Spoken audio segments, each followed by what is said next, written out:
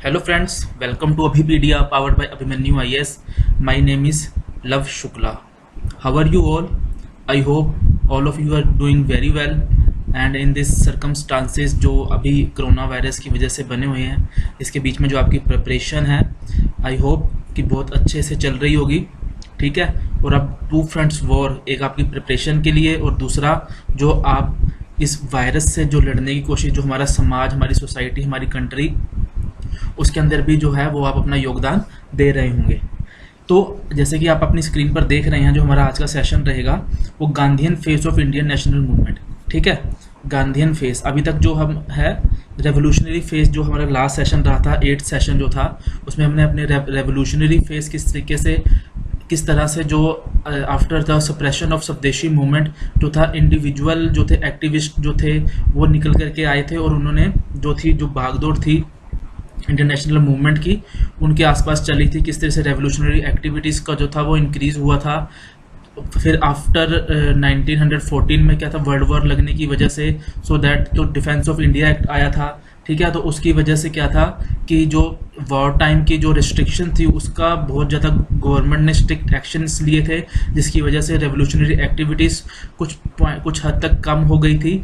ठीक है, और होम रूल मूवमेंट की आफ्टर 1914 में जब बाल गंगाधर तिलक जो थे वो निकल करके बाहर आए थे प्रिजन से रिलीज होकर के, तो उन्होंने भी वो जैसे मॉडरेट्स के साथ मिलकर के 1916 में लखनऊ सेशन में मिलकर के कि गवर्नमेंट के ऊपर एक सीधा प्रेशर ना डालने की बजाय एक होम रूल लीग की जो थी उन्होंने एस्टेब्लिशमेंट की थी। उसके साथ साथ जो एनी बेसेंट थे, ठीक है, थियोसॉफिकल सोसाइटी जो इरिश जो लेडी थे, उन्होंने भी होम रूल लीग की जो एस्टेब्लिशमेंट की थी मद्रास के अंदर। तो ये उसके बाद लखनऊ पैक्ट जिस हिसाब से साइन होता है इंडियन मुस्लिम लीग और इंडियन नेशनल कांग्रेस के बीच में, उसके बाद मोंटेग्यू चैम्सफॉर्म रिफॉर्म्स आते हैं।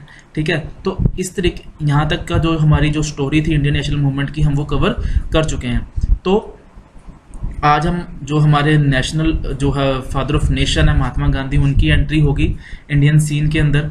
ठीक है, तो आपको ये चीज़ सामने नज़र आ रही होगी। तो चलिए अपना जो हमारा आज का जो सेशन है वो स्टार्ट करते हैं। सभी लोग जो है जल्दी से जुड़ जाइए, और जो बच्चे अभी तक जो सेशन में आ चुके हैं तो प्लीज़ अब सेशन को शेयर और लाइक ज़रूर कर दीजिए। आज जो है father of nation Mahatma Gandhi ji के बारे में मैं हमेशा से ही इनको पढ़ने के लिए, और जब भी इनसे रिलेटेड जब कोई चीज़ मैं बच्चों को बताता हूँ तो मैं थोड़ा सा एंथुजियास्टिक, थोड़ा सा एनर्जेटिक हो जाता हूँ। तो एक रोल मॉडल की तरह महात्मा गांधी जी को सभी के अपने अपने रोल मॉडल होंगे। तो गांधी जी को पढ़ेंगे आज। तो लास्ट सेशन के अंदर कुछ बच्चे बोल रहे थे कि हम बच्चे नहीं हैं, तो मैं आज से कोशिश करूंगा कि मैं आपको बच्चा ना बोल करके फ्रेंड्स बोलूं। वो एक्चुअली जब पढ़ाते तो मुंह से ऐसी चीज़ें निकल जाती हैं। तो प्लीज़, तो सेशन स्टार्ट करने से पहले फ्रेंड्स क्या था रहेगा कि जो स्टूडेंट्स, जो फ्रेंड्स हमारे साथ न्यूली ज्वाइन किए हैं, ठीक है, उनके लिए एक छोटी सी इन्फॉर्मेशन है। बाकी बच्चे जो स्टार्टिंग से हमारे साथ बने हुए हैं उनको तो इस इन्फॉर्मेशन के बारे में पता ही है। जो बच्चे न्यूली ज्वाइन किए हैं, ठीक है, अभिपीडिया के साथ, तो उनको ये क्लियर हो जाए कि अभिपीडिया की तरफ से आपको पता है जो फ्री MCQ के कोर्सेज तो चल रहे हैं, बट साथ साथ industrial relation and labour law के लिए और जनरल अकाउंटिंग प्रिंसिपल के लिए एक कंसेप्चुअल बेस्ड जो है कोर्स लेकर के आया गया है। ठीक है, जिन बच्चों को, जिन बच्चों को मेरे मुंह से बार बार बच्चे निकल रहा है, कोई बात नहीं, धीरे धीरे इसको ओवरकम किया जाएगा। ठीक है, तो कोई ऐसी प्रॉब्लम नहीं है। तो जिन बच्चों के लिए जनरल अकाउंटिंग प्रिंसिपल के जो कंसेप्ट्स है, अगर वो बेसिक कंसेप्ट्स वो क्लियर करना चाहते हैं तो वो इस कोर्स को अवेल कर सकते हैं।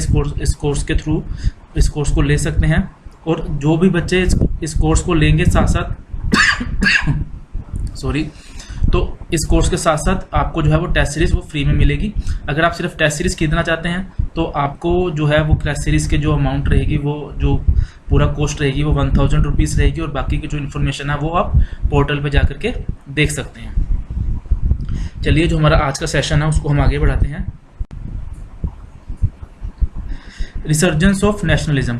तो स्टूडेंट्स, अभी तक क्या रहा था कि जो मास मूवमेंट का जो एक पीरियड था, जैसे हमने डिस्कस किया था, जब birth of Indian national Congress रहा था 1885 से लेकर 1905 तक, जो फेज़ रहेगा वो मॉडरेट फेज़ रहेगा। 1905 से लेकर 1909 तक जो एक्सट्रीमिस्ट फेज़ रहेगा, और फिर मास मूवमेंट का फेज आएगा, और 1909 से लेकर के 1918 तक का जो फेज रहेगा ये थोड़ा लिमिटेड सा फेज था, ठीक है। इसके अंदर ना जो रेवोल्यूशनरी एक्टिविटीज जिसे हमने पढ़ा है, ठीक है, वो रहेगा। और जो इंडियन नेशनल कांग्रेस थी वो भी कहीं ना कहीं फ्रंट फुट पर आकर नहीं खेल रही थी, वो भी जो थी कॉन्स्टिट्यूशनल रिफॉर्म की डिमांड जैसे वो स्टार्टिंग से ही कर रहे थे, तो वो अभी भी उसी चीज़ की डिमांड वो कर रहे थे।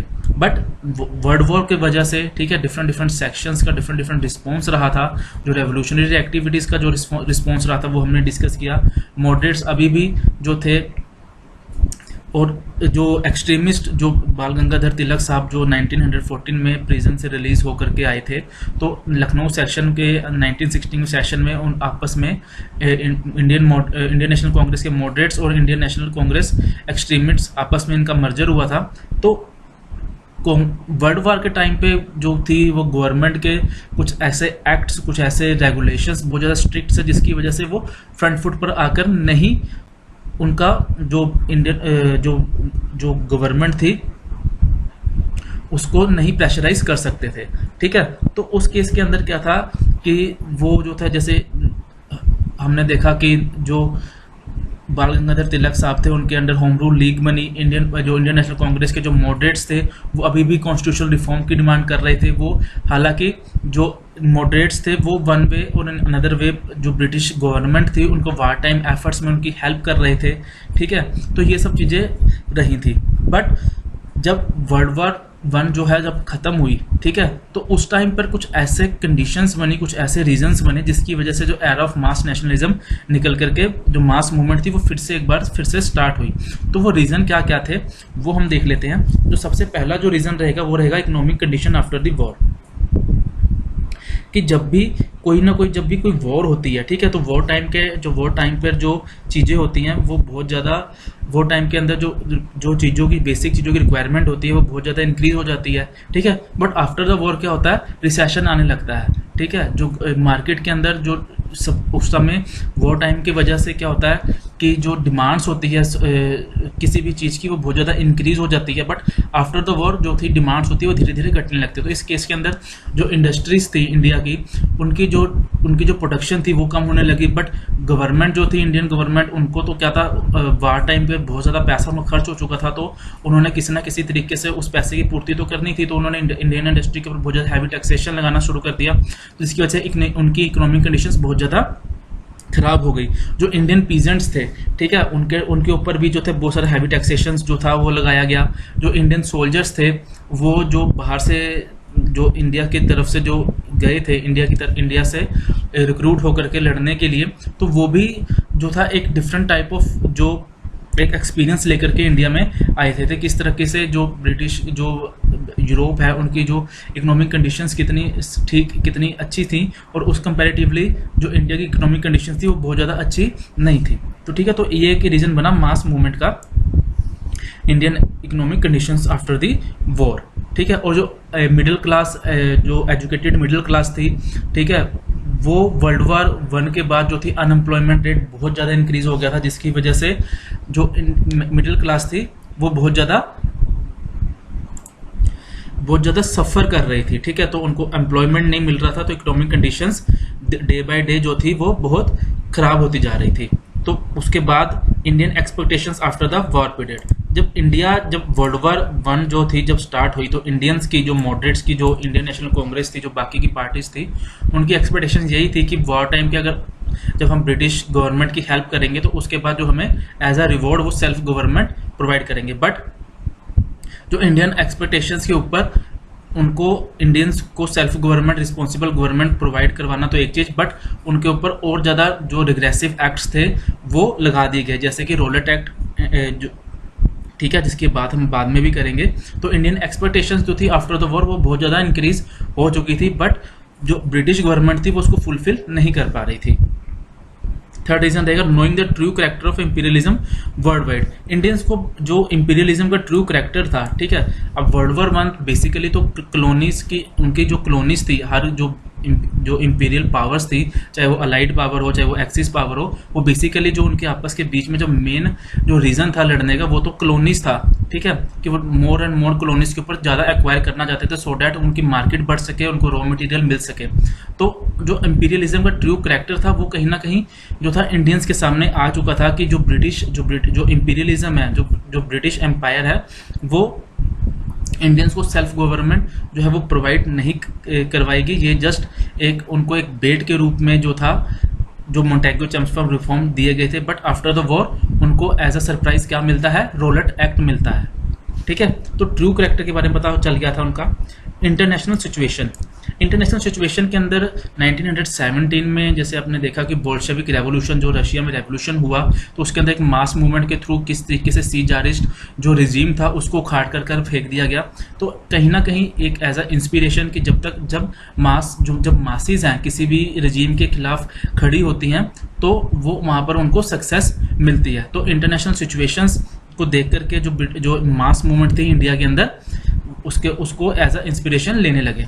Erosion of white man Prestige, कि वाइट मैन की जो अभी तक तो ब्रिटिश यही बोल करके India white man burden theory के साथ इंडियंस को रूल कर रहे थे कि जो इंडियंस है वो अनसिविलाइज्ड लोग हैं, ठीक है, तो उनको सिविलाइज करने के लिए ही ब्रिटिश जो लोग हैं वो इंडिया में आए हैं। बट अभी तक जो उनका जो वाइट मैन प्रेस्टीज था after the world war one, किस तरीके से जो अलाइड और एक्सिस पावर्स जो थी एक दूसरे के ऊपर जो थी, एक दूसरे को जो नुकसान पहुंचाने की कोशिश कर रही थी, एक दूसरे की इमेज को खराब कर रही थी, तो erosion of white man Prestige हुआ था, ठीक है। तो वन ऑफ द रीजन ये बना मास मूवमेंट का कि किस तरीके से कि जो एक यूरोपियंस आपस में ही जो थे एक दूसरे के अगेंस्ट लड़ रहे थे। मोंटेगो चेम्सफोर्ड रिफॉर्म की बात जो हम अभी कर चुके हैं, ठीक है, लास्ट सेशन में हमने डिस्कस किया था किस तरीके से रिस्पॉन्सिबल गवर्नमेंट की देने की बात की थी। बट जब रिफॉर्म्स लेकर के आए वो गवर्नमेंट ऑफ इंडिया एक्ट 1919 के रूप में, तो किस तरीके से जो इंडियन नेशनल कांग्रेस थी और बाकी के जो एसोसिएशंस थी वो मोंटेगो चेम्स रिफॉर्म से खुश नहीं थी। रोलेट एक्ट, ठीक है, इंडियन डिफेंस एक्ट 1950 को जो परमानेंट करने की बात की गई थी, ये हम आगे जाकर के इसको पूरा डिटेल में पढ़ेंगे। तो ये कुछ एक रीजंस थे जो रीजन बने मास मूवमेंट का, किस तरीके से जो मासेस का इंडिया के नेशनल मूवमेंट के अंदर वापस आना, कि किस तरीके से मासेस की इन्वॉल्वमेंट इंक्रीज हुई। और इसमें जो सबसे बड़ा जो एक योगदान रहेगा वो रहेगा father of nation Mahatma Gandhi ji का। किस तरीके से जो अभी तक जो मासेस की मूवमेंट थी, जैसे हमने बात करी कि जो स्वदेशी मूवमेंट के टाइम पे जो मास मूवमेंट कुछ हद तक कामयाब उसको जो उनका एम्स एंड ऑब्जेक्टिव वो अचीव नहीं कर पाए थे। बट जो मास का मूवमेंट थी स्वदेशी मूवमेंट के टाइम पे वो मेनली जो टाउन्स थे, ठीक है, जो सिटीज एरिया थे वहीं तक ही लिमिटेड थी। वो एक्चुअल में उसको पूरी मास मूवमेंट भी नहीं कहा जा सकता।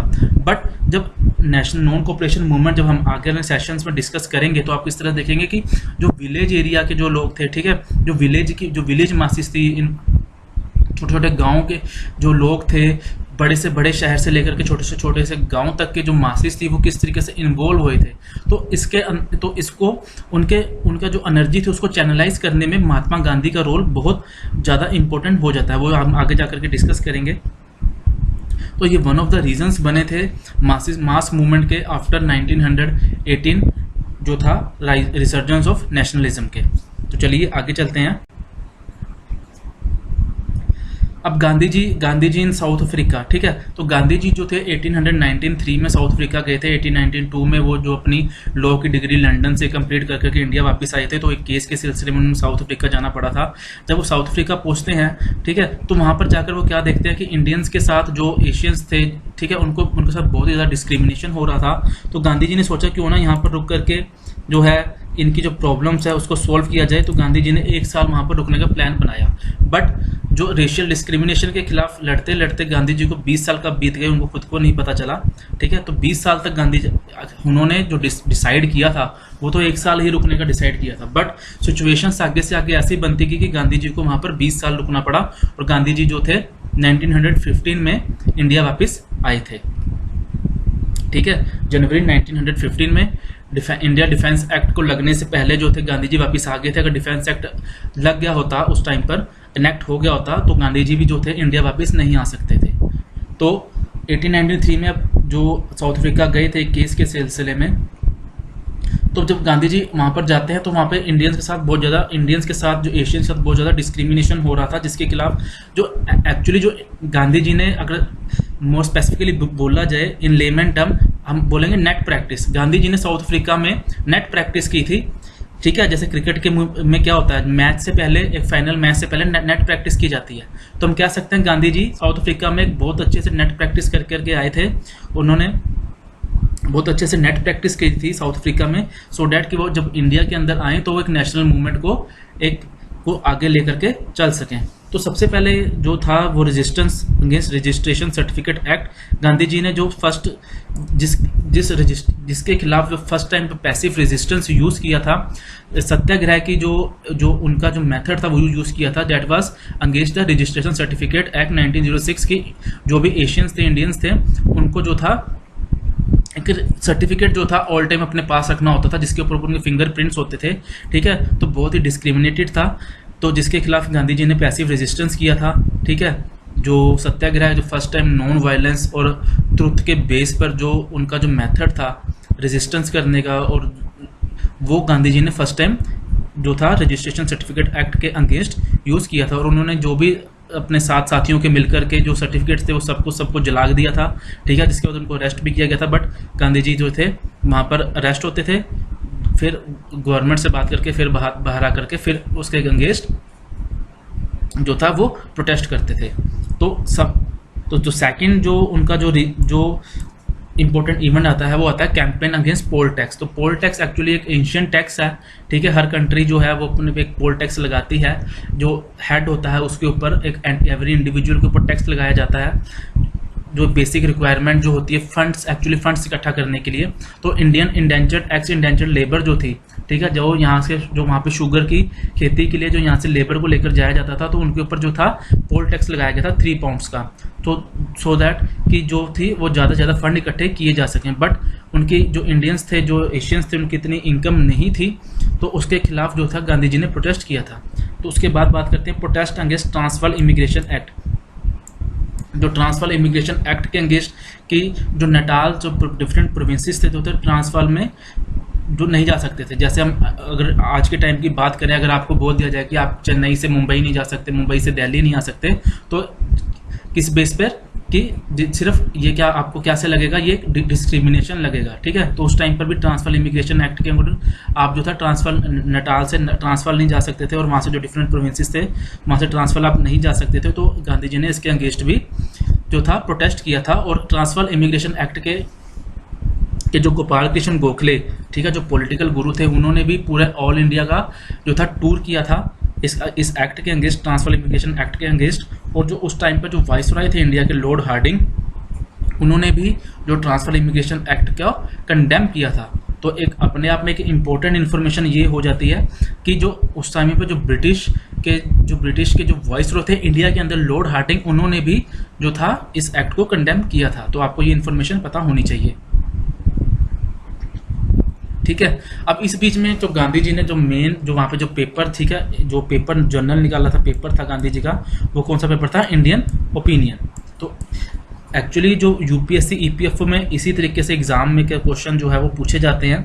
आपको पता होना चाहिए कि गांधी जी ने अफ्रीका में कौन सा एग्जाम पेपर निकाला था, ठीक है, फिर इंडिया में आकर के उन्होंने कौन सा पेपर जो था वो निकाला था। तो आपको इन्फॉर्मेशन ही पता होनी चाहिए। इस बीच में एक इन्फॉर्मेशन हो रहेगी कि 1909 में गांधी जी जो थे वो लंदन एक बार फिर से गए थे। जो लंदन की इंडियन कम्युनिटी थी, उन्होंने गांधी जी को बुलाया था, ठीक है। यही जो सत्याग्रह है, इसके ऊपर जो उनका पॉलिटिकल जो उनके विचार थे उसको समझने के लिए, सुनने के लिए।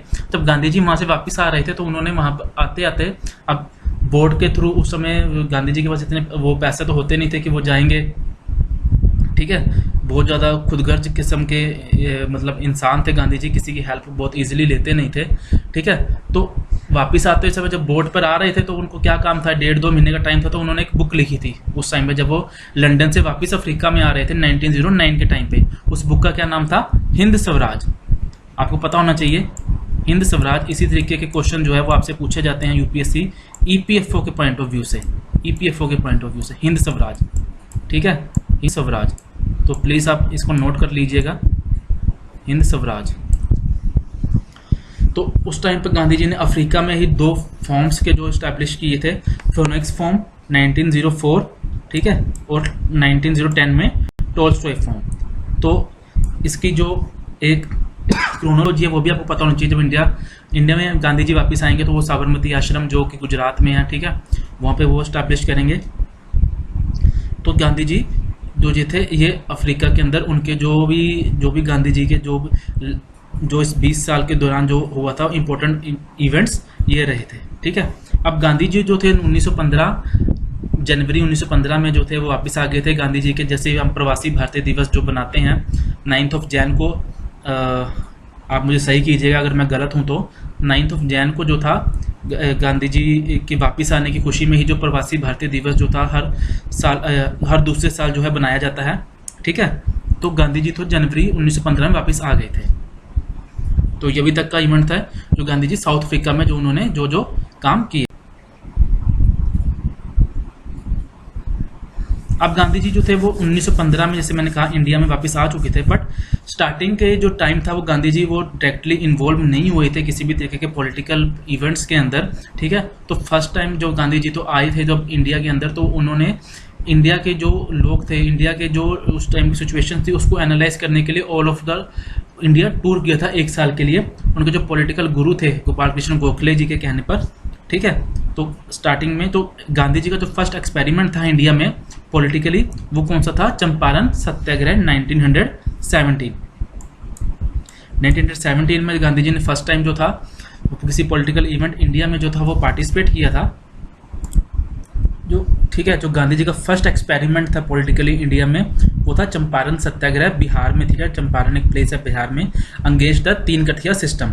तो 3 गठिया सिस्टम क्या था कि जो 320th प्लेस के ऊपर जो था उनको इंडिगो की जो खेती के लिए जो था उनको प्रेशराइज किया जाता था, ठीक है। क्योंकि 1900 सेंचुरी का जो लास्ट का जो डिकेड था, 1890s का जो डेकेड था, उसके अंदर जो था जर्मनी में जो था वो जो डाइस थी, ठीक है, जो डाइस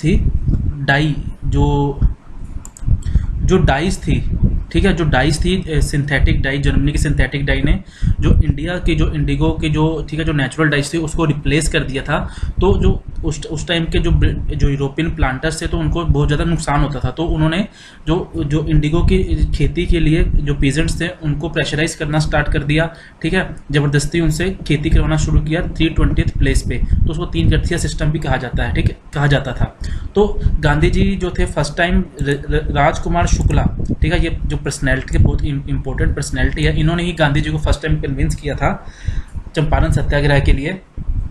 तो गांधी जी जब वहाँ पर गए थे तो वहाँ के जो अथॉरिटीज़ थी, जो वहाँ का एडमिनिस्ट्रेशन था, उन्होंने गांधी जी को वहाँ पर आने से मना किया था, पर गांधी जी रेजिस्ट किए थे। उन्होंने जो उनकी जो नेट प्रैक्टिस जो वो साउथ अफ्रीका में कर आए थे उसका अच्छे से बैटिंग उन्होंने जो वहाँ पर चौके छक्के मारे थे नेट प्रैक्टिस के दौरान, ठीक है, उसी को यहाँ पर आगे यूटिलाइज करना शुरू किया था फर्स्ट टाइम चंपारण सत्याग्रह के अंदर ही, ठीक है। तो गांधी जी ने first time civil disobedience movement, first time जो था सिविल डिसओबीडियंस चंपारण सत्याग्रह के अंदर यूज किया था। तो आपको ये इन्फॉर्मेशन होनी चाहिए कि जब गांधी जी ने जो first time civil disobedience India में कहाँ पर यूज़ किया था, चंपारण सत्याग्रह के अंदर, ठीक है। तो उसके बाद जो था एक प्रैक्टिकल जो एक कमेटी बनाई गई थी गवर्नमेंट की तरह, उसके अंदर गांधी जी तो उसके मेंबर्स भी बने थे, ठीक है। तो बाद में जो था जो 3 गठिया सिस्टम को ख़त्म कर दिया गया था, ठीक है, एक जो सेटलमेंट जो थी वो आ गई थी।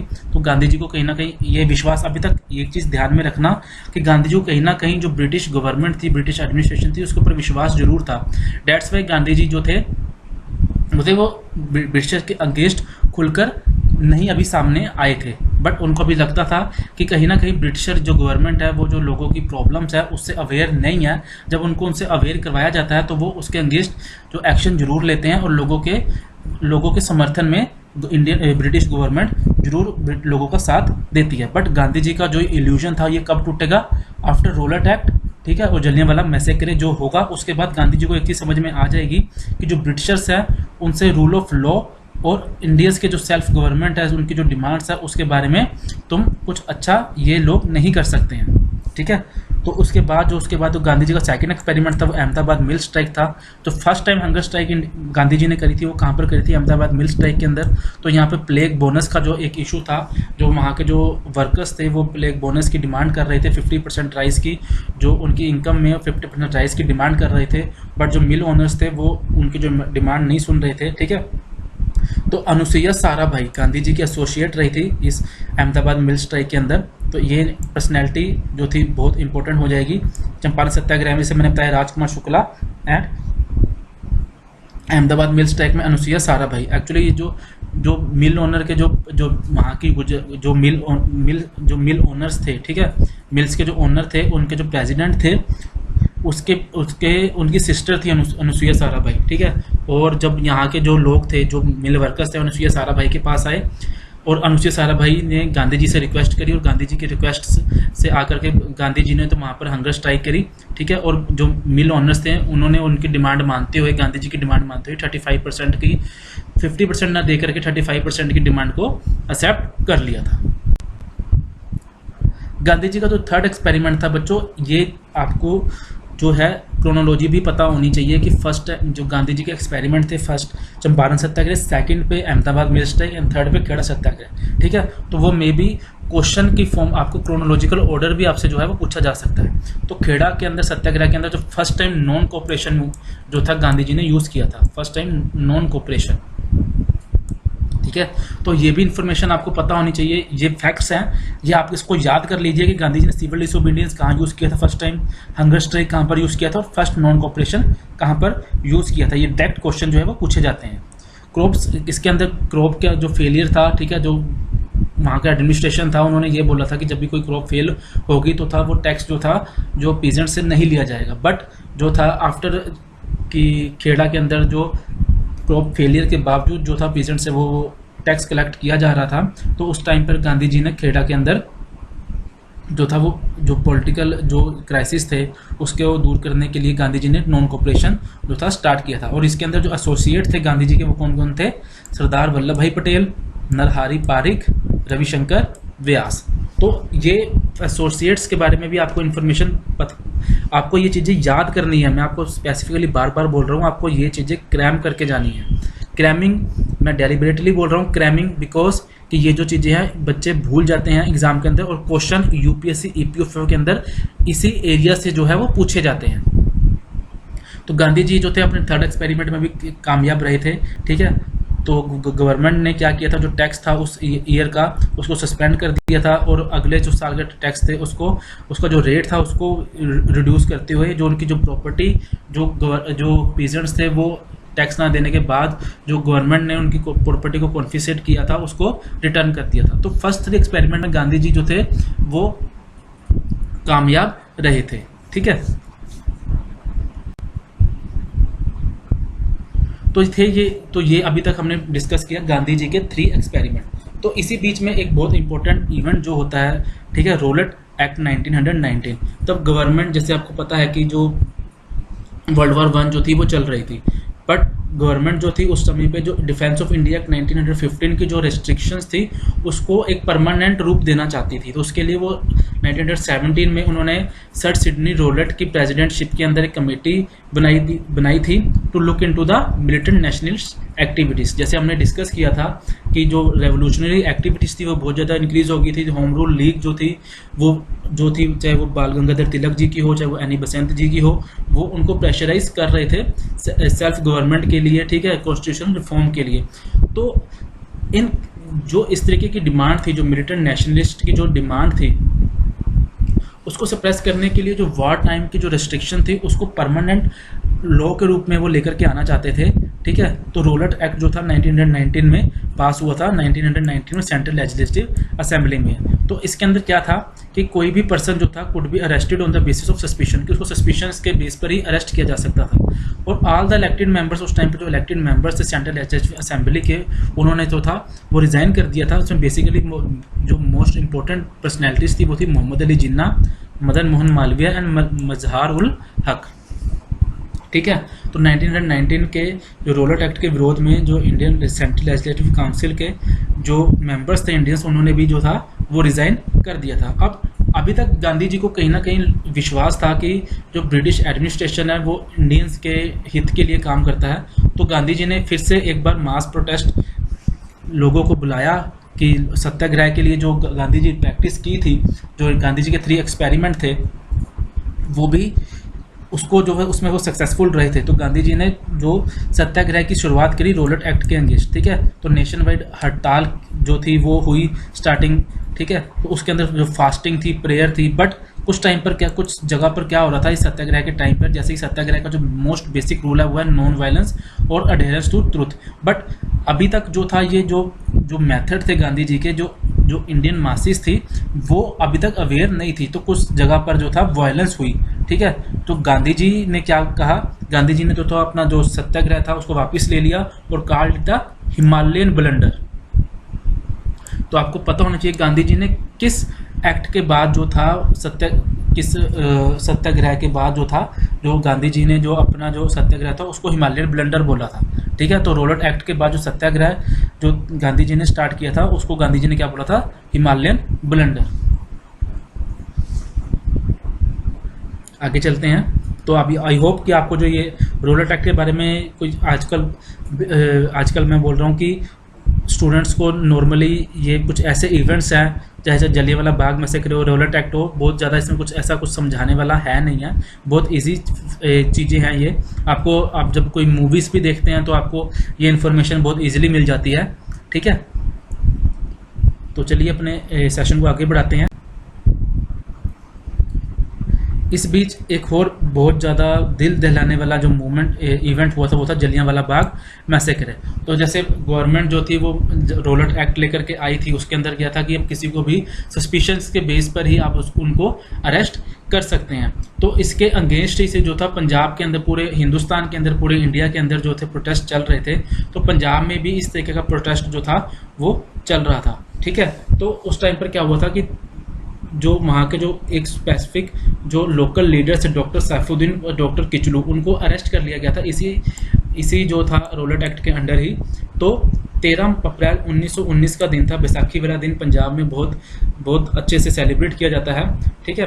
तो लोग जलियांवाले बाग के अंदर जो था वो बैसाखी को सेलिब्रेट करने के लिए इकट्ठा हुए। बट साथ साथ जो उस टाइम के जो लोकल लीडर्स थे वो डॉक्टर सैफुद्दीन और डॉक्टर सत्यपाल जो थे उनके अरेस्ट को लेकर के और प्रोटेस्ट मीटिंग के लिए भी इकट्ठे हुए। बट जो इसकी इंफॉर्मेशन थी उस टाइम पर जो था वो इंडिया के अंदर, जो इस तरीके से पंजाब के अंदर जो था लोगों को इकट्ठा होना अलाउड नहीं था एडमिनिस्ट्रेशन के रूप में, ठीक है। तो ब्रिगेडियर जनरल डायर जो थे वो उस सीन पर आते हैं, ठीक है। तो आपको ध्यान में रखना है, there are 2 personalities, one is general Dyer and दूसरी इज लेफ्टिनेंट गवर्नर थे जिनको सरदार उधम सिंह जी 1940 में लंदन में शूट करेंगे। जनरल ओ डवायर जो लेफ्टिनेंट गवर्नर है, O Dwyer is 1 person and General Dyer is another person. तो इन 2 पर्सनैलिटीज़ के बीच में कंफ्यूज नहीं होना है। एक्चुअली बच्चे जो होते हैं पूरे के पूरे इंडियन फ्रीडम नेशनल मूवमेंट पढ़ देते हैं, बट एक बेसिक डिफरेंस जो था वो क्लियर उनको नहीं हो पाता। वो एक्चुअली जनरल डायर और जो लेफ्टिनेंट गवर्नर थे ओ डवायर उनको सेम पर्सनैलिटी समझते हैं, बट एक्चुअल में ये दोनों पर्सनैलिटीज़ अलग अलग थी। तो जलियांवाला बाग मैसेकर हुआ, ठीक है। जो वहाँ के जो एक जो था वो लिविंग पॉइंट था उसको भी जो था वो बंद कर दिया गया, और जो वहाँ के जो लोग थे इनफैक्ट जो बैसाखी सेलिब्रेशन के लिए भी आए थे उनके ऊपर भी जो थी वो गोलियां बरसाई गई थी, और थाउजेंड्स ऑफ जो थे जो प्रोटेस्टर्स थे, जो बेगुनाह लोग थे, उनकी जो थी वो डेथ हुई थी। तो ये पूरा का पूरा जो इवेंट था उसने पूरा का वर्ल्ड हिस्ट्री में अगर हम बात करें तो पूरे इवेंट ने लोगों को दहला करके रख दिया था। और इसी के विरोध में रविंद्रनाथ टैगोर जी ने जो उनका नाइटहुड जो था उसको रिनाउंस कर दिया था, त्याग दिया था। और गांधी जी ने जो उनको केसरे हिंद बोयर वायर के टाइम पे जो ब्रिटिशर जो उनको एम्बुलेंस सर्विसेज जो थी गांधी जी ने स्टार्ट की थी बोयर वायर के टाइम पे, तो गांधी जी तो ब्रिटिश हुकूमत थी उन्होंने गांधी जो केसरे हिंद टाइटल लिया था, तो गांधी जी ने वो टाइटल को भी गिव अप कर दिया था। अब जलियांवाला बाग मैसेकर के बाद जो था एक हंटर कमेटी बनाई जाती है, ठीक है। आपको इन्फॉर्मेशन आपको ये भी पता होना चाहिए कि डिफरेंट कमेटीज जो थी आगे जाकर के बनेंगी। तो हंटर कमेटी किस जो थी इवेंट्स के बाद बनती है जलियांवाला बाग मैसेकर के बाद, कि इसकी इंक्वायरी के लिए कि क्या इवेंट्स क्या उस टाइम पर हुआ था। तो जो उस टाइम पर जो हंटर कमेटी बनी थी डिसऑर्डर इंक्वायरी कमेटी भी इसको जो था, इसको अनदर नाम था, इसको बोला जाता है। तो इसके जो चेयरमैन थे लॉर्ड विलियम हंटर जो थे, ठीक है। तो इनको जो था इनको बेगुनाह साबित दे दिया गया था, ठीक है। इनको किसी तरीके से जो इनके लॉर्ड हाउस ऑफ लॉर्ड्स थे, हाउस ऑफ लॉर्ड्स जो ब्रिटिश पार्लियामेंट का जो अपर हाउस है, उसके अंदर जो थे इनके जो काम की थी उसकी सराहना बहुत अच्छे से की गई थी। तो ये जो इवेंट्स रहे थे, जलियांवाला बाग मैसेकर हो, ठीक है, रोलेट एक्ट हो, तो इसके बाद गांधी जी को एक चीज़ तो समझ में आ गई थी, जैसे हमने डिस्कस किया कि ब्रिटिशर से आप जो है, जब तक उनका इंटरेस्ट है, आप उनसे जो है वो जस्टिस की डिमांड या एक्सपेक्टेशंस नहीं रख सकते हो। तो इसके बाद जो था एक इम्पॉर्टेंट इवेंट होता है खिलाफत मूवमेंट, ठीक है। खिलाफत मूवमेंट वर्ल्ड वार 1 से रिलेटेड ही है ये मूवमेंट। तो ये थर्ड एक इम्पोर्टेंट इवेंट रहेगा। एक्चुअली ये बैकग्राउंड भी रहेगा नॉन कोऑपरेशन मूवमेंट का स्टार्ट होने का, ठीक है। तो खिलाफत मूवमेंट में क्या रहेगा कि जो उस टाइम पे, जैसे हमने डिस्कस किया कि वर्ल्ड वार 1 चल रही थी, उसमें अलाइड पावर वन साइडेड थे और एक्सिस पावर सेकंड साइड पर। तो जो टर्की था वो एक्सिस पावर के साइड पर था, ठीक है। जर्मनी और जो ऑस्ट्रिया के साथ मिलकर के जो अलाइड पावर्स थी, जो फ्रांस था, ब्रिटिश और यूएसए के खिलाफ जो थे ये लड़ रहे थे। तो टर्की की डिफीट हुई थी फर्स्ट वर्ल्ड वॉर में। और ट्रीटी ऑफ सवेयर के अकॉर्डिंग जो थे जो वहाँ के जो खलीफा थे, ठीक है, टर्की के जो सुल्तान थे, उनकी बहुत ज़्यादा इंसल्ट की गई थी। और बट जो टर्की के जो सुल्तान थे, उसको जो मुस्लिम्स थे पूरे ऑल ओवर द वर्ल्ड के, उनको अपना रिलीजियस हेड मानते थे, ठीक है। तो इंडियंस के मुस्लिम्स, जो इंडियन मुस्लिम थे, वो भी अपसेट हुए थे जो ब्रिटिशर का जो एटीट्यूड था अंग्रेज टर्की के खिलाफ, ठीक है। तो हमने एक चीज़ डिस्कस करी थी 1913 में 12 में कि किस तरीके से मुस्लिम लीग जो थी उस टाइम पर, जब बाल्कन्स वॉर के अंदर जब ब्रिटिश जो हैं वो टर्की की हेल्प नहीं करते हैं, तो उसके अगेंस्ट गुस्सा होकर के वो जो सेल्फ गवर्नमेंट की डिमांड करते हैं, और 1916 में आकर के लखनऊ पैक्ट साइन होता है। तो सेम इन दैट केस कि 1920 के अंदर 1919 में जब ये वर्ल्ड वॉर 1 खत्म हुई थी, ट्रीटी ऑफ सवेयर 1920 में जब साइन हुई थी, तो उसके अंदर किस तरीके से जो ब्रिटिश जो खलीफा थे, ठीक है, जो हेड रिलीजियस हेड थे मुस्लिम के, उनको किस तरीके से उनकी इंसल्ट की जाती है। तो उनकी इंसल्ट के लिए ही जो थी खिलाफत कमेटी जो थी, खिलाफत मूवमेंट जो थी, जो अली ब्रदर्स थे उन्होंने स्टार्ट करी थी, ठीक है। तो ऑल इंडिया खिलाफत कमेटी की जो एक मीटिंग हुई थी, उसके अंदर ही जो नॉन कोऑपरेशन की डिमांड जो थी वो रखी गई थी। उसके हेड जो थे वो गांधी जी ने किया था। तो ये एक जो थी ये बैकग्राउंड बनता है नॉन कोऑपरेशन मूवमेंट का। जो हमारा आगे आने वाला सेशन होगा उसके अंदर हम जो है अपने सेशन को आगे वहीं से पढ़ाएंगे। और अभी जो है हम थोड़े से क्वेश्चन जो है वो डिस्कस कर लेते हैं, ठीक है। आई होप जो आपको अगर कोई भी डाउट है तो प्लीज़ आप पूछ सकते हैं। मैं आपको अब चैट बॉक्स में इसका आपको जो डाउट है वो क्लियर करने की कोशिश करूंगा। अगर कोई आपका ऐसा डाउट होगा जो मुझे लगेगा कि वो चैट बॉक्स के थ्रू वो उसको जो है सोल्व करना थोड़ा सा मुश्किल रहेगा, तो मैं आपको जो डाउट रहेगा वो अपना जो नेक्स्ट सेशन होगा उसमें सबसे पहले आपके डाउट को जो है वो क्लियर करूँगा, ठीक है। या जो कमेंट बॉक्स में कमेंट करके या किसी भी आप मेरे को मेल कर सकते हैं loveshukla48@gmail.com पे, loveshukla48@gmail.com पे, ठीक है। तो आपके जो भी डाउट्स रहेंगे उसको क्लियर करने की मैं कोशिश करूँगा। तो ये कहीं ना कहीं ये बैकग्राउंड भी बन जाता है इंडियन नॉन कोऑपरेशन मूवमेंट का, जिसके अंदर Jallianwala Bagh massacre, roulette Act and खिलाफत मूवमेंट। तो आपको पता चल गया होगा कि खिलाफत मूवमेंट जो थी वो किस तरीके क्यों स्टार्ट हुई थी, ठीक है। और गांधी जी तो जो हेड किया था खिलाफत मूवमेंट, जो ऑल इंडिया खिलाफत कमेटी थी 1920 में, जिसके अंदर जो था नॉन कोऑपरेशन बाइकआउट का जो था वो जो स्टार्ट किया गया था।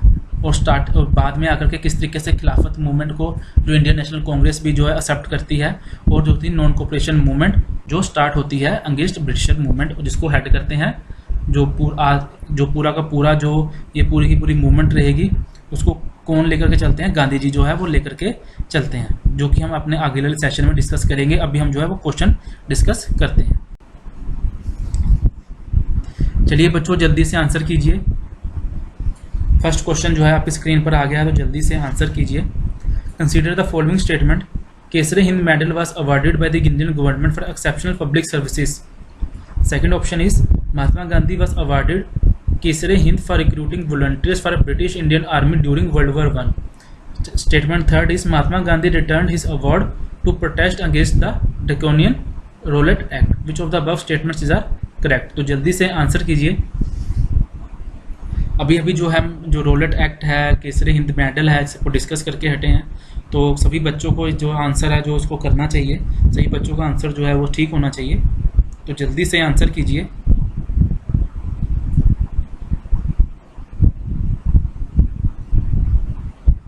चलिए इसका करेक्ट आंसर देख लेते हैं। तो बच्चों इसका करेक्ट आंसर रहेगा ऑप्शन डी। ठीक है, तो कोई भी इंफॉर्मेशन जो है वो इसमें से गलत रहेगी। तो गांधी जी ने जो अपना जब हमने डिस्कस किया, जो मेडल रिटर्न किया था वो जलियांवाला बाग मैसेकर के बाद किया था। और गांधी जी को जो एम्बुलेंस सर्विस के लिए जो था वो साउथ अफ्रीका में बोईरवार के टाइम पर जो अवार्ड दिया गया था। एंड केसरी हिंद जो मेडल है वो ब्रिटिश मोनार्क जो है वो अवार्ड करता है फॉर एक्सेप्शनल पब्लिक सर्विसेज को, ना कि ब्रिटिश गवर्नमेंट।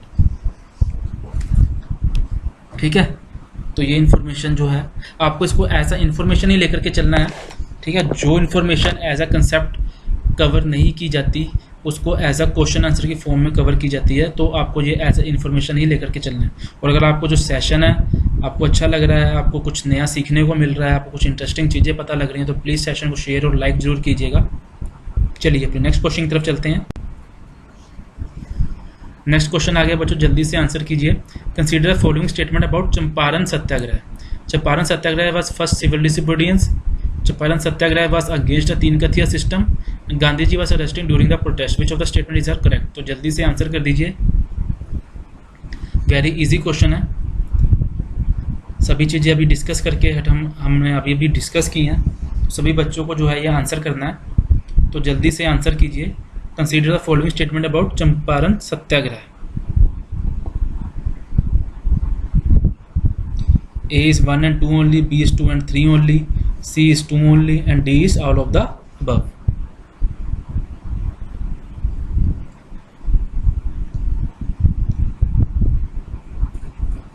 चलिए, वेरी इजी क्वेश्चन है बच्चों, तो ज़्यादा टाइम नहीं दे आपको लेना चाहिए ऐसे क्वेश्चंस में, जल्दी से जल्दी आंसर करना है। चलिए इसे करेक्ट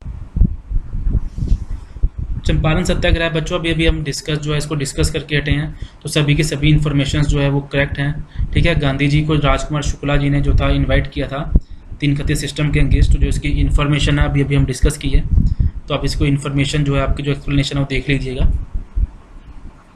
चलिए अपने नेक्स्ट क्वेश्चन की तरफ चलते हैं।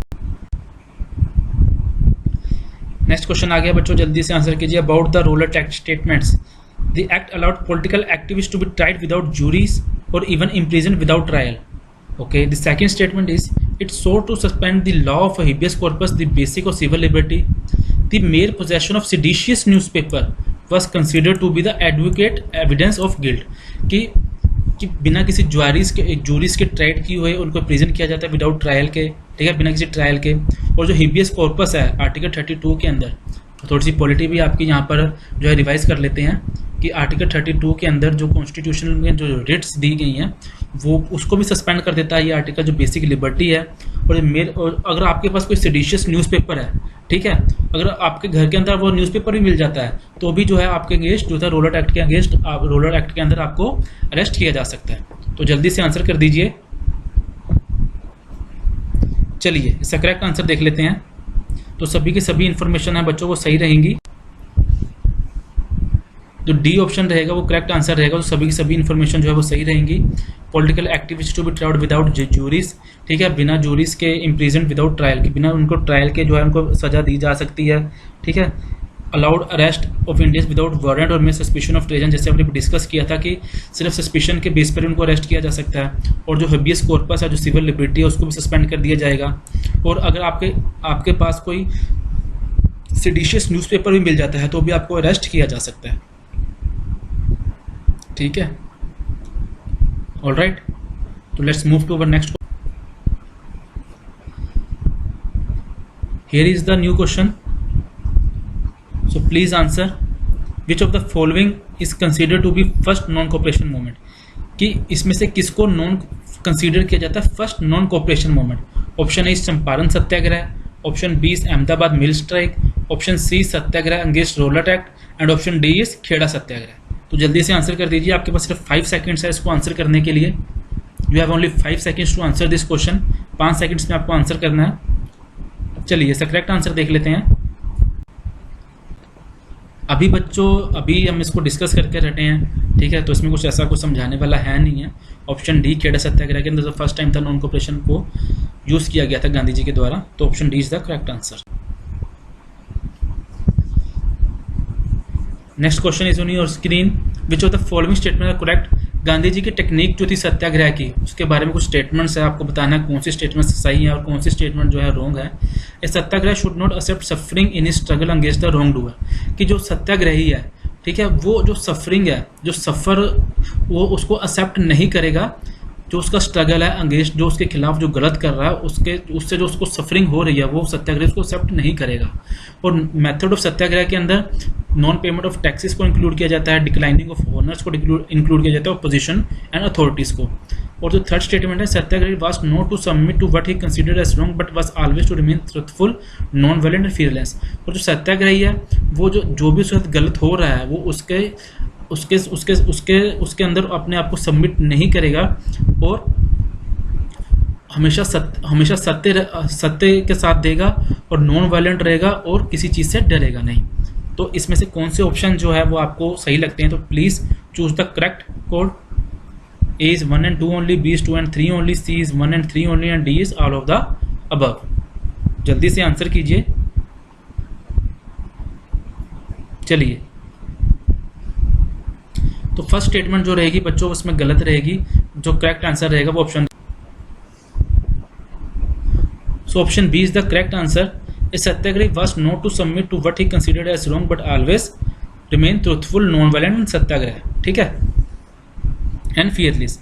और जो सत्याग्रही जो वो सफरिंग्स है उसको एक्सेप्ट करेगा, जो भी उसके साथ गलत हो रहा है उसको एक्सेप्ट करेगा और उसको विद लव और बड़े प्यार से उसको एक्सेप्ट करेगा, ठीक है। ये तो गांधी जी का जो यही तो एक नॉन वायलेंस और ट्रूथफुल के ऊपर जिस रास्ते पे चलकर उन्होंने देश को आज़ाद कराया, ठीक है, तो वो सफरिंग्स है उसको एक्सेप्ट करेगा इन struggle against the wrong doer. इस ट्रू सत्याग्रह वुड नेवर बो बिफोर द इवल, कि वो किसी भी इवल के अगेंस्ट झुकेगा नहीं, चाहे कुछ भी कॉन्सिक्वेंसेस उसके रहें। और जो सत्याग्रह है, ठीक है, जो सत्याग्रह है वो है वो किसी कॉवर्ड के लिए या किसी वीक के लिए नहीं है। जो इनफैक्ट जो वायलेंस गांधी जी ने जो प्रेफर किया था कि जो वायलेंस है वो कॉवर्ड, जो डरपोक लोग हैं वही वायलेंस का यूज़ करते हैं, और जो मजबूत लोग हैं, ठीक है, जो मजबूत लोग हैं, जो कॉवर्ड नहीं है, जो ब्रेव लोग हैं, वही जो नॉन वायलेंस का यूज़ कर सकते हैं। चलिए नेक्स्ट क्वेश्चन की तरफ चलते हैं। नेक्स्ट क्वेश्चन आ गया बच्चों, जल्दी से आंसर कीजिए। New India and Commonwealth were the newspaper started by which of the following personality, कि न्यू इंडिया और कॉमनवेल्थ जो था न्यूज़पेपर किस पर्सनैलिटी ने जो थे स्टार्ट किए थे। ए एनी बेसेंट, बी बाल गंगाधर तिलक, सी सचिंद्र नाथ सन्याल एंड डी लाला लाजपत राय।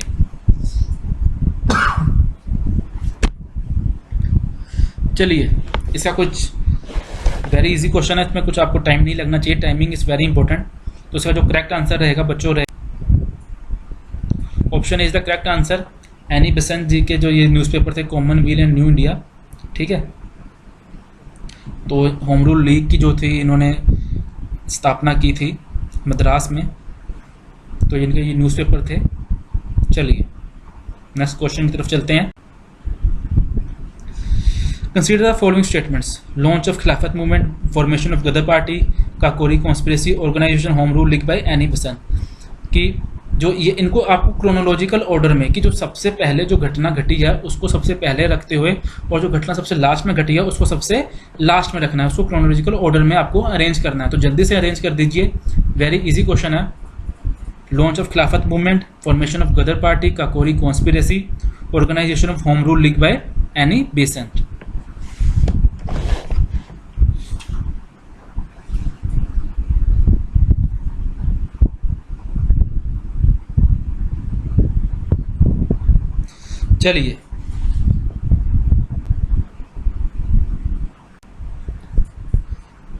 चलिए जो B option is the correct answer, ठीक है। जो गदर पार्टी की हमने डिस्कस किया था, वो फॉर्म हुई थी 1913 में, ठीक है, bye leadership of Hardayal, Sant Baba Wasakha Singh, Baba Jwala Singh, Santokh Singh and Sohan Singh Bhakna, और home rule by Annie Besant in 1900 16। जो खिलाफत मूवमेंट रहेगी वो 1919 में रहेगी, ठीक है, पैन इस्लामिक मूवमेंट रहेगी ये, जो अभी हम डिस्कस करके हटे हैं। और जो काकोरी कॉन्स्पिरेसी जो रहेगी वो अभी हम डिस्कस करेंगे। जो second phase of revolutionary movement रहेगा कि जब नॉन कोऑपरेशन मूवमेंट को, जब चोरी इंसिडेंट्स के बाद जब नॉन कोऑपरेशन मूवमेंट जो थी बंद होगी, उसके बाद जो था second phase of revolutionary movement start होगा, तो उसके अंदर हम काकोरी कॉन्स्पिरेसी केस को भी डिस्कस करेंगे। तो जो काकोरी कॉन्स्पिरेसी केस जो हुआ था वो हुआ था 9 अगस्त 1925 को, ठीक है। चलिए अपने नेक्स्ट क्वेश्चन की तरफ चलते हैं। ये बच्चों सेकंड लास्ट क्वेश्चन है, ठीक है। इसके बाद जो हमारा सेशन को हम खत्म करेंगे, तो जल्दी से आंसर कर दीजिए। Which of the following were the reason for the formation of home rule movement, कि होम रूल मूवमेंट के फॉर्मेशन के क्या क्या रीजन थे। People were feeling burden of the war time miseries, की जो पीपल थे उनको बर्डन महसूस कर रहे थे जो वार टाइम के अंदर, जैसे हमने बात करी इकोनॉमिक क्राइसिस चल रहे थे, इकोनॉमिक कंडीशंस लोगों की बहुत ज़्यादा ख़राब हो चुकी थी हाई टैक्सेशंस की वजह से, ठीक है। और इंपीरियलिस्ट पावर जो थी, जो वाइट सुपीरियरिटी थी, जो हमने डिस्कस किया था, जो वाइट मैन बर्डन्स का जो एक मिथ था वो जो था वो एक्सपोज हो चुका था। और तिलक जो थे वो दोबारा से लीडरशिप, जब 1914 में वो रिलीज होकर के आए थे तो वो लीडरशिप लेने के लिए तैयार हो चुके थे, ठीक है। तो जल्दी से आंसर कर दीजिए 1 and 2 only, 2 and 3 only, 1 and 3 only, all of the above. तो जल्दी से आंसर कीजिए।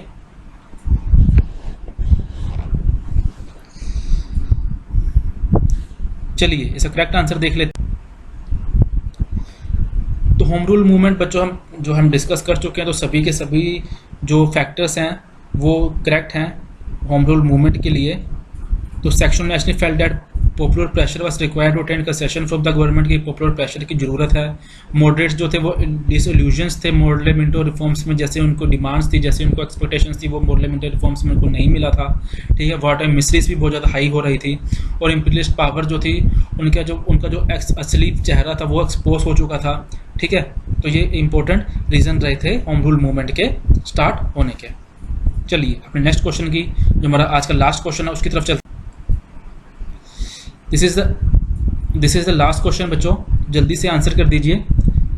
मोंटेग्यू चैम्सकॉम रिफॉर्म के ऊपर क्वेश्चन है, तो जल्दी से आंसर कीजिए। It introduced diarchy for the executive at the level of central government, इसने सेंट्रल गवर्नमेंट के उस पर जो डायरकी इंट्रोड्यूस की थी। Women were given the right to vote to election for legislature, ठीक है, वुमेन को राइट मिला था लेजिस्लेचर के अंदर वोट करने के लिए। और governor general retain full control over the reserve subject in the provinces. तो जल्दी से आंसर कर दीजिए कि जो गवर्नर जनरल रहेगा वो फुल कंट्रोल रहेगा उसका रिजर्व सब्जेक्ट्स के ऊपर इन प्रोविंसेस में। जल्दी से आंसर कर दीजिए।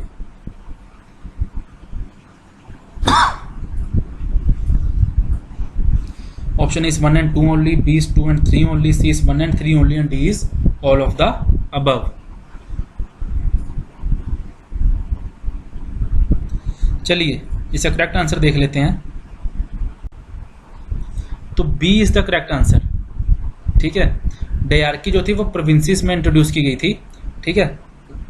तो सेंट्रल का उससे कुछ लेना देना नहीं था।